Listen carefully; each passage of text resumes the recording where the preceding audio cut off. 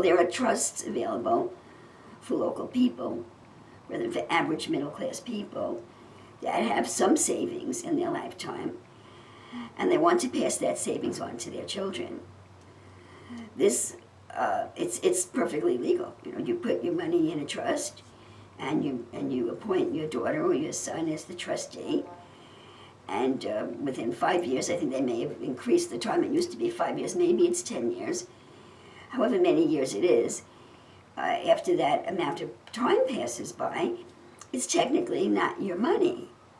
Well, it is from the onset. It's not your money, but for legal purposes, okay, it's no longer your money. So if you're on in years and you have to go, and God forbid you're sick and you have to go into a home, you have very little money because all of your money is in a trust.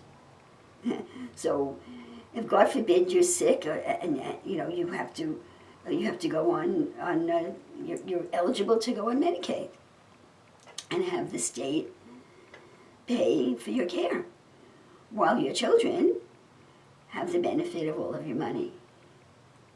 Now, and I want to tell you that in my opinion, this is immoral. The Lord wants me to tell you that this is immoral.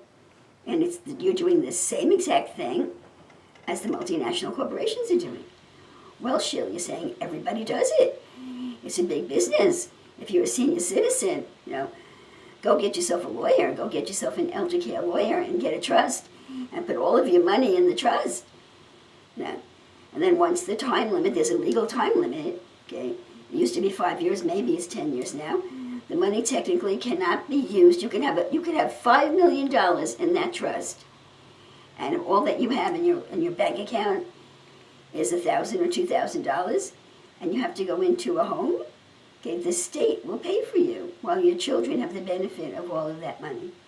So what I'm telling you right now is radical, because just about every middle-class person with any kind of money is doing that today. That's what you do. You protect the money for your children, but what's the truth is that the taxpayers of the state are paying for you. And the taxpayers of the nation are paying for you when the state goes to the federal government for money. I'm not telling you what to do, brethren, but you need to know the truth. You need to know the truth, and you need to pray to the Lord about it, about what He wants you to do. I'm telling you that it is the same spirit as that is on these multinational corporations. Yeah. So I'm not telling you what to do, but you need to know the truth about what you're doing. You need to wake up and stop being one of these people, which is the majority of people, that doesn't think. You just hear, oh, let's do it. Oh, it's a way to save money, let's do it. Oh, let's do it. You are now becoming, you are a son of God. You're becoming, you are subjecting yourself to instruction that is supposed to be developing the morality of God in you in the hopes of entering into longevity. So that means everything that has to do with anything, but right now we're talking about money, anything that has to do with money, you have to really check with God to find out what the morality of it is. Well, Sheila, if I spent all of my money, if I got sick and I spent all of my money in the hospital or an old age home, I worked all my life and I won't have anything to leave to my children. Well, brethren, you worked all your life to have money to take care of you, to take care of yourself. How do you justify letting the state support you so that your children can inherit your money? That's not rational thinking, brethren. And we're supposed to be trusting God to keep us healthy and to make a way for us in this world to meet our every need. Of course, we have to hear from Him what He wants us to do, how He wants us to do, what He wants us to do. But brother, now that you've heard it, you're responsible for the information. Again, I'm not telling you what to do. What I just told you is a big thing. You know, this is a stumbling block that many Christians will not be able to step over. And I'm not telling you anything. I'm asking you a question. Do you think you would be eligible for longevity stealing money from the state? Now, if you don't need money from the state, if you've already established a trust and your money is already in a trust and you're supporting yourself, that's fine. You know? The question is, God forbid you should need long-term care and the state is paying for it for you while your children benefit from your money.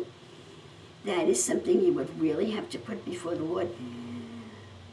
I'm telling you this so that you can pray about it. I'm telling you about this because I'm giving you an opportunity to be convicted by it. Don't do anything out of fear. You have to have the conviction in your heart. Is this right? Do you really think it's right? Is it okay to do it because the multinational corporations do it?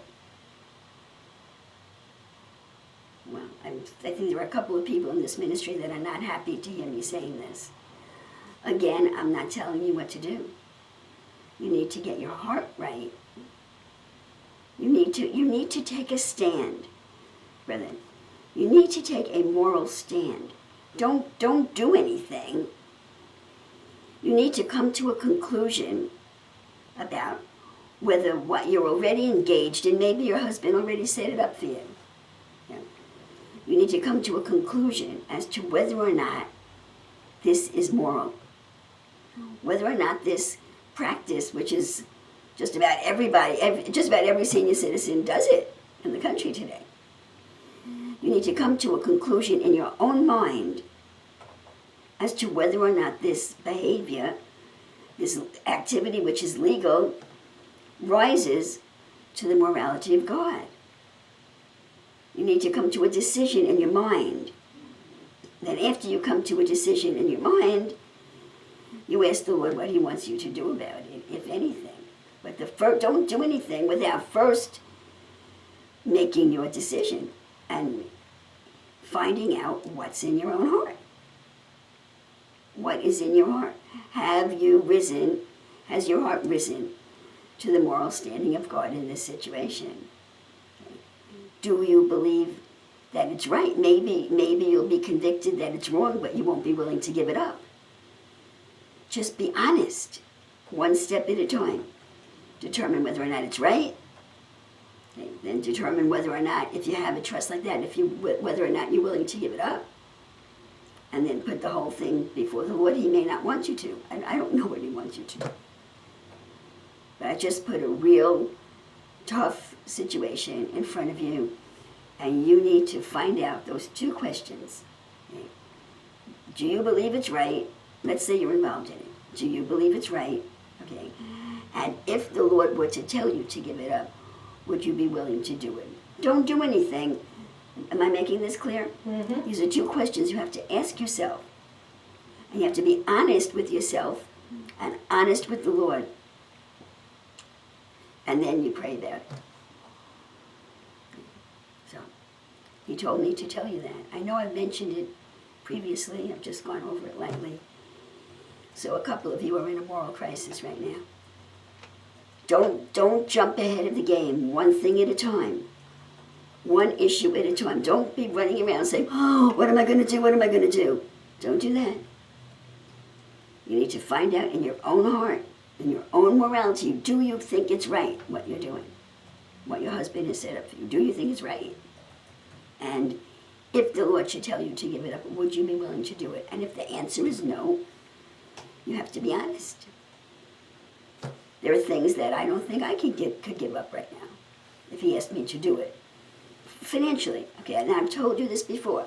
I've heard that there's one minister who the Lord kept telling him to give his house away, and every time he got a bigger and a better house. I don't think I'm capable of giving my condominium away at this point. Because if I made a mistake and it wasn't God, I don't have the money to do anything else. I really don't think I'm capable of doing it at this time. The Lord will never ask you to do more than you can bear. But He's developing us. Brethren, do you remember what Jesus said to His disciples? He said it, I think He said it to Peter. Peter said, I would never renounce you, Lord. I would never betray you. And Jesus said, well, Peter, And by the time the cock crows, you will denounce me 3 times. Jesus was crucified, he was resurrected, and we read in the scripture, Peter was denying Jesus. I didn't know that man. Oh, you were amongst him, you were one of his. Oh no, I never even knew that man. And the cock crew 3 times. But after that exposure of the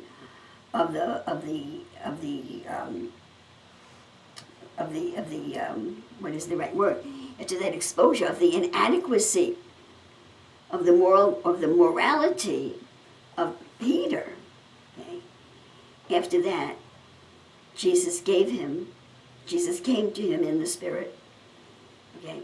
He had a spiritual experience with the resurrected Christ. And Peter was crucified. I think he was crucified upside down. Not that you're going to be crucified upside down, but what I'm telling you is that after he found out the truth about himself, he said,